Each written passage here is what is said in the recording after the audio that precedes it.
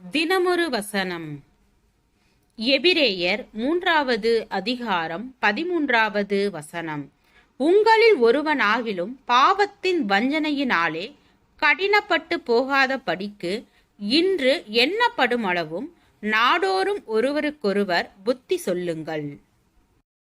வெளிச்சத்தில் நடக்கும் வரை நம்மிடம் நாம் காண நேரிடும் அழுக்குகள் நம்மை அதிகமாக உறுத்தும்.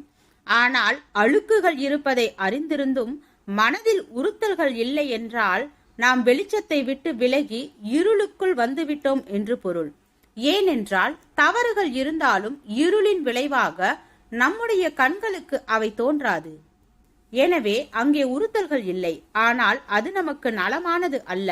இருளினால் அழுக்குகள் மறைக்கப்படலாம், ஆனால் அதனுடைய பிரதி விளைவுகள் தவிர்க்கப்படுவதில்லை. ஆவிக்குரிய வாழ்க்கையில் நம்முடைய ஆவிக்குரிய உணர்ச்சி நிலைகளை இழந்து போகாதிருக்கத்தான் நாம் அதிக விழிப்பாய் இருக்க வேண்டும். இந்த ஆவிக்குரிய உணர்ச்சி நிலை மறத்து போய்விட அனுமதித்தால் அதன் பின்னர் ஆவிக்குரிய வாழ்க்கை என்பது பிரயோஜனமற்ற ஒன்றாக மாறிவிடும்.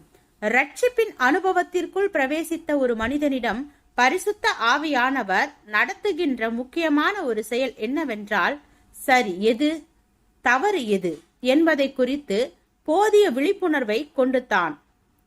குணத்தாலோ பழக்கத்தாலோ பேச்சாலோ சிந்தனையாலோ வேறெந்த செயலாலோ தேவனுடைய வார்த்தைகளுக்கு முரணாக நாம் சொல்லும் போது பரிசுத்த ஆவியினால் புதிதாக்கப்பட்ட மனசாட்சியினால் நமக்குள் குற்ற உணர்வும் அமைதி குறைவும் மன வருத்தமும் ஏற்படும். ஆனால் இந்த உணர்ச்சி நிலை இருப்பது நாம் தேவனுடைய பரிசுத்த வெளிச்சத்தில் நடப்பதற்கு ஒரு அடையாளமாய் இருக்க முடியும்.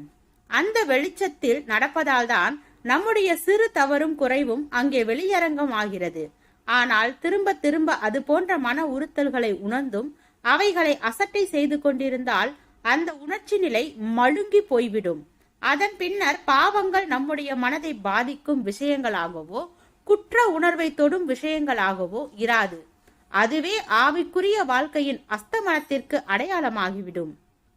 பல விசுவாசிகளும் ஊழியர்களும் கொஞ்சம் கொஞ்சமாக இந்த ஆவிக்குரிய உணர்ச்சி நிலைகளை இழந்து விட்டால்தான் தவறுகளிலும் குற்றங்களிலும் தொடர்ந்தும் அவர்களின் மனம் பாதிக்கவில்லை.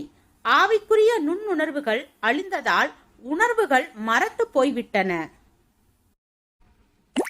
ஜெபம். தேவனுக்கு ஸ்தோத்திரம். தேவனே, நாங்கள் எங்களுடைய வாழ்க்கையில் ஆவிக்குரிய உணர்வுகளை பெற்று தேவ வழிகாட்டுதல்களை பின்பற்றி வாழ கிருபை பாராட்டும். ஆமென்.